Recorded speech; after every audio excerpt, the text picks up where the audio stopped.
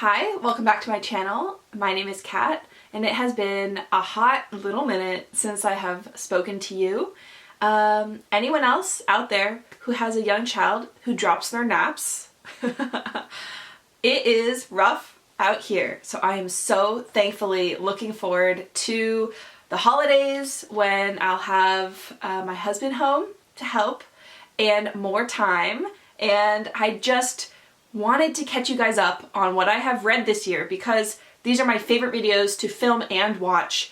So even though I have not updated you monthly on what I've been reading, I have still been reading. So I have the worst, the most disappointing, and the best coming up for you guys because I'm not going to leave you hanging like that for 2024. So by the title, I'm sure you know, this is going to be my worst reads of the entire year. So I want to film this one first because I love a good rant. I love to complain about books that are bad because obviously I DNF frequently. So the amount of times that I read truly bad books is very low, and it's so lucky for me, but occasionally I do read a stinker. So here we are. So I have 7 I want to talk about, and we're just going to jump right on into it. So number 7 is Beware of Dogs by Elizabeth Flann.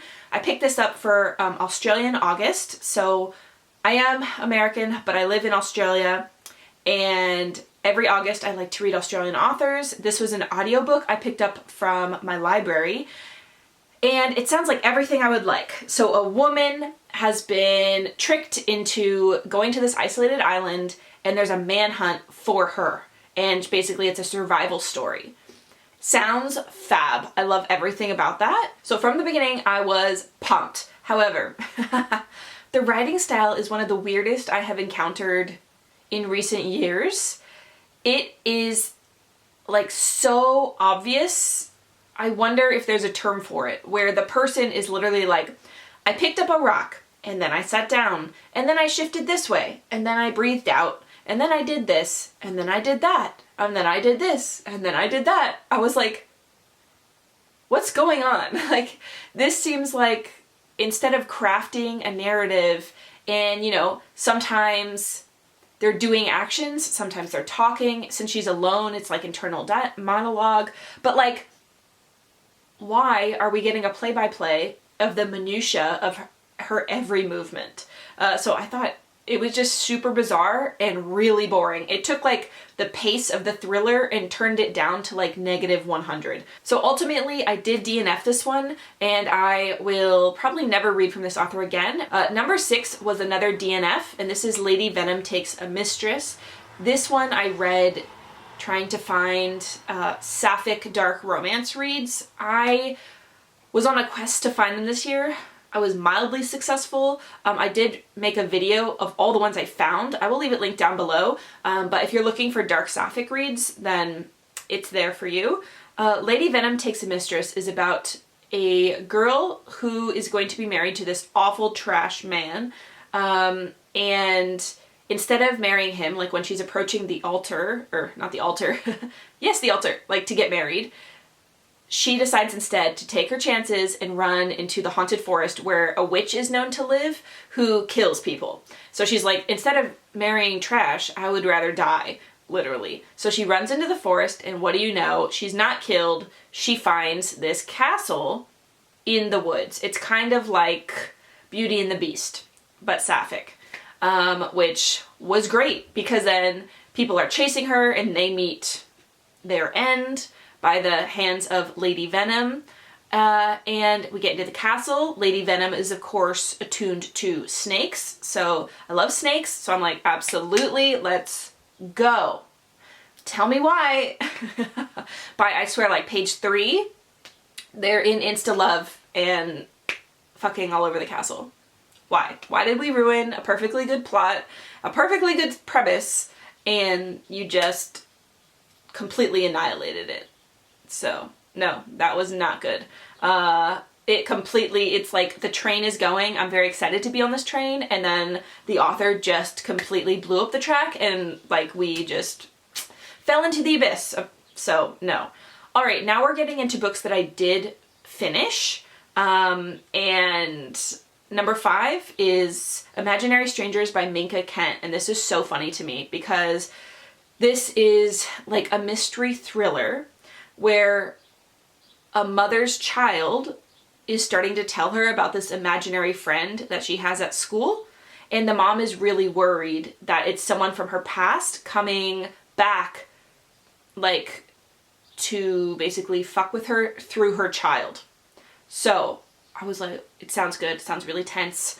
I'm a mom. It's giving me anxiety. Like, what's going on? And the whole time you're in the head of the main character and she's like, I'm so clever. Like, I am setting up all these traps. I'm 5 steps ahead. No, I'm a million steps ahead. I'm a super sleuth. Tell me why she's so dumb. Why is she so dumb? Like, the end, I was like, surely that's not the reveal at the end. Right?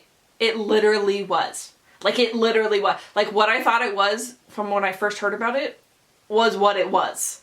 And it really irritated me because the whole time the main character's like, I'm so smart. I am clever. I'm outthinking everyone.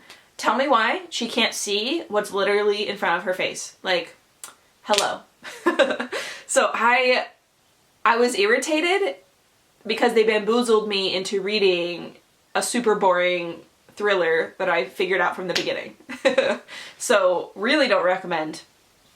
All right, number 4, I just read like a few days ago, and it is an ARC from NetGalley, and I'm sad to report it. So it's Lilith by Borgias, who is from Thailand. So this had all the makings of a book I would love. First off, the cover, like, we cannot deny, it is absolutely stunning.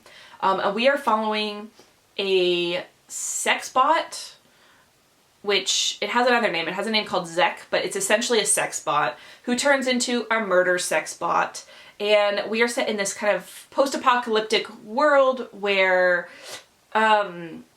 corporations have fallen and, like, there are pockets of capitalism. It's kind of like Blade Runner and dystopian Disneyland / like Elon Musk. Like, it's a lot of what we have right now, just put dystopian a little with sex bots.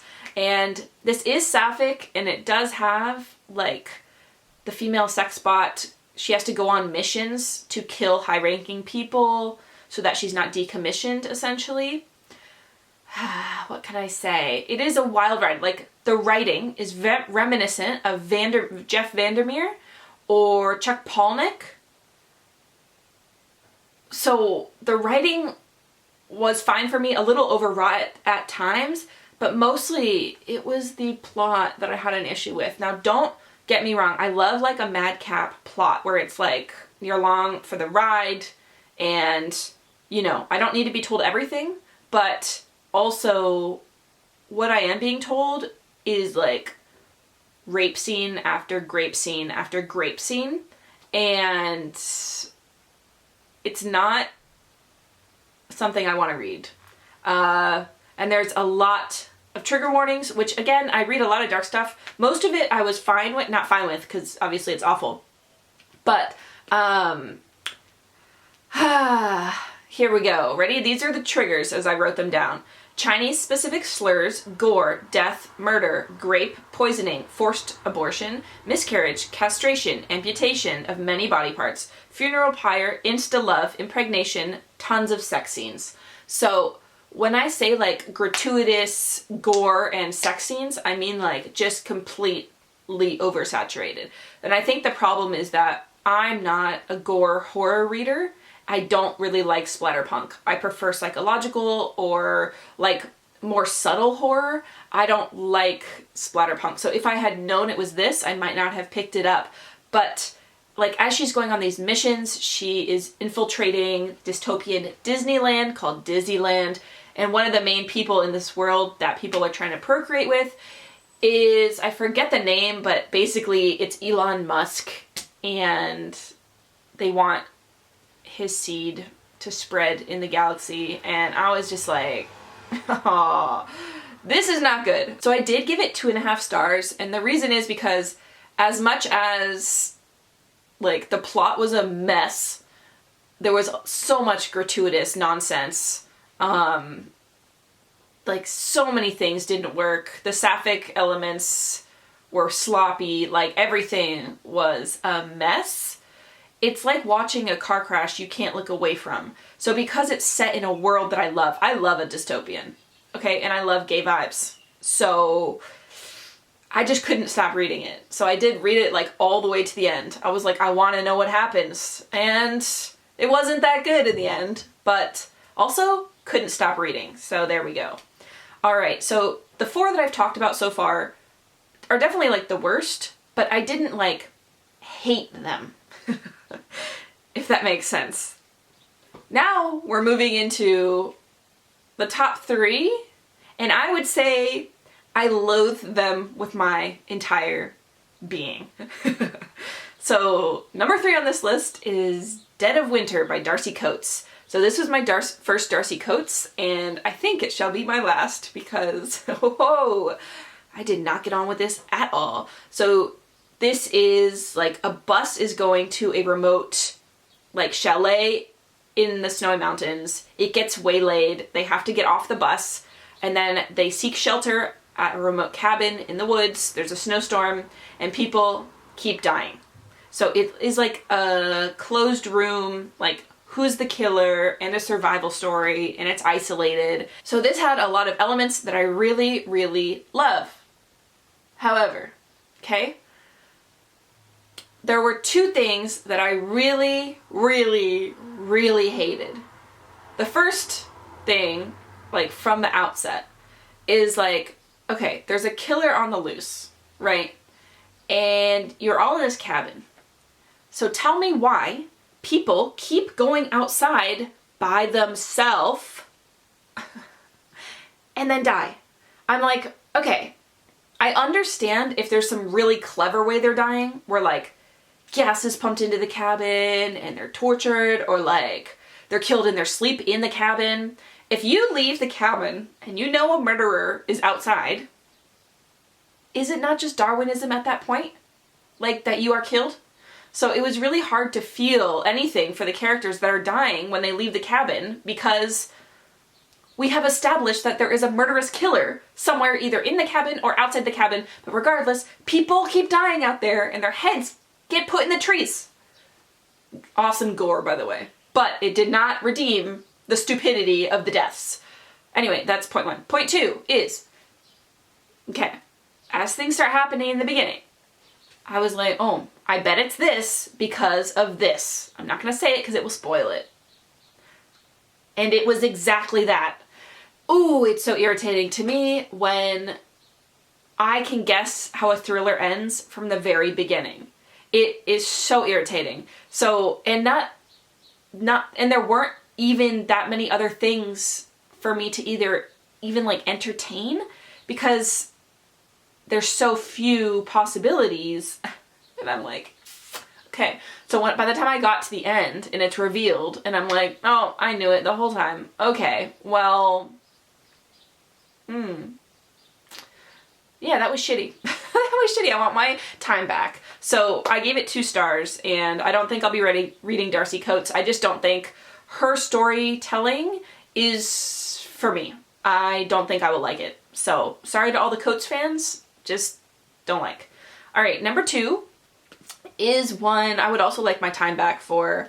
And this is my own fault because the reviews did say it was bad. So it has a 3.27 on Goodreads, which is heinously low. However, I read a lot of dark, weird things, and weird is the kind of category where often people will rank things low that I really love. Like, I know in some of my best books of the year, actually, yeah, 4 or 5 of my top 10 are ranked really low on Goodreads, but I really love them. So that means that I do try books even if their rating is low. So it's my own fault, basically, is what I'm saying. This is called Hard Copy by Fien Veldman. And whoo, buddy, this is about a woman who is working in an office, and she is kind of disaffected, and she's just kind of going through life. she is basically like an NPC. Like, she doesn't have any like strong emotions. She's really doesn't have anything going on except that she might think that her printer at work is talking to her. Okay? I'm like, awesome. Here for this weird ass plot. So I'm thinking stuff is gonna get weird. She's gonna be doing weird things with her printer at work. And it was not the case. So not only does this devolve into like completely pointless rambling and nonsense, but we are also shown like flashbacks that have to do with like grape and murder and animal death and pedophiles, and I'm like, okay, either I am dumb, which might be the case, or these dots are not connecting. Nothing is connecting. I think the author was going for like the vibes of like something's messed up and she's messed up, but it didn't like get there. Like, they weren't connecting. So it left me feeling very unsatisfied. And I love a good weird book. I love a good book that's just for vibes. But the vibes weren't really vibing. I was just bored and confused, and I want my time back. So that one was bad, and I gave it 2 stars. Now, we are to my worst of the year. And this one really pissed me off because right as I did my worst of the year halfway through this year, I read this the next day. And I was like, the amount that I want to tell people not to read this book is so great. So this is Amelia by A.W. Rene. And the premise sounds amazing. So we're following an elderly woman who, it says she goes berserker in like a grocery store and elbows someone over ham. Basically, she's having a mentee bee, a spicy one, and as you go back to her home, you realize things in the house are not as they should be. Yeah. Decay. She's decrepit. The vibes are rancid in this house. And I am for that. I like a brutal female main character. I don't mind violence. I don't mind messy houses. So I'm looking at my review to remind me because it was 6 months ago. So I said like the first half was quite good, like a 4-star, and it shows the woman's like initial descent into madness. Great. However, about halfway through, you do learn why she went insane. And at that point, I was like, it's a nope from me. Why was this published? No, absolutely not. So I am going to spoil it now. If you want to read this for some godforsaken reason, then that's on you. I don't recommend this to literally anyone. No. So I'm going to spoil it. At the halfway mark, you learn that her child was groomed by other people and was sexually abused when they were 5 or 6 years old, and they had explicit child photos taken of them by both, I think, the dad and the mom. Anyway, by like adult caretakers. And the mom went crazy because she accused the daughter of like stealing her husband and slut-shaming the daughter and killing her. What the fuck is that? What the fuck is that? That is some... No, that's just some nonsense that I have never heard. That's like another galaxy level nonsense. No, absolutely not. If that had been implied at all, or if I had seen that in even like a single review, I read it as an ARC copy, so it's hard because ARCs often, I'm one of the first to read it, so I couldn't have known. But if I had known, I would have been like, nopey, nope. And this is the only book I have ever written back to the publisher with my review, which is scathing, writing, like, I really don't think this should have been published. Like, I think that this is really awful. And I like some dark, awful books, but just the level, like, it's just an absolute no from me. So I hated that with my whole being. And if I had a physical copy, I would burn it for you, but I don't. It was digital, so there we go. Yeah, woo, I'm feeling hot, because I am feeling angry. Those were my worst books of the year. Let me know what bottom of the barrel books you accidentally read or purposely read. Some people purposely read books they think are going to be bad. I can't understand that because I'm trying to have a good time, but maybe some people like to rage read. Maybe that's a thing that they like to do. So anyway, let me know your worst down below, and I will see you in another video soon. Lots of love, and toodaloo for now. Toodles!